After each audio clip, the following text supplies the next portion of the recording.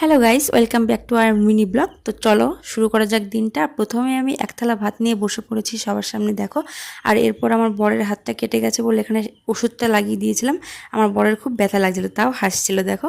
আর তারপর আমার শ্বশুর মশাইয়ের কিছু জামা কাপড় ছিল, সেগুলো আমি একটু কেচে দিলাম, নোংরা হয়েছিল বলে। আর আমার নাইটিটা ছিল, বাসি নাইটি, সেটাও কেচে দিয়েছি। আর তারপর আমি চান করে ঘরে চলে এসেছি। ঘরে আসার পরে গাথাটা দেখলাম বিছানার উপর এলোমেলো হয়ে পড়ে আছে, তাই আমি সেটা গুছিয়ে ঘরে রেখে দিলাম। আর তারপর আমি একটু সেন্ট লাগিয়ে নিলাম। সেন্ট লাগানোর পর একটু ক্রিম লাগালাম, তারপর ঠোঁটে একটু লিপ বাম লাগালাম।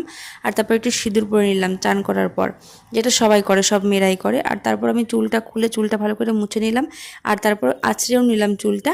এবার আমার আলনায় কত অগোছালো জামা কাপড় পরে আছে দেখো। সেগুলো হচ্ছে বাইরে ছিল, রোদে শুকানো ছিল, যেগুলো আমি কিছু জামা কাপড় ঘরের থেকে বের করে পরেছিলাম।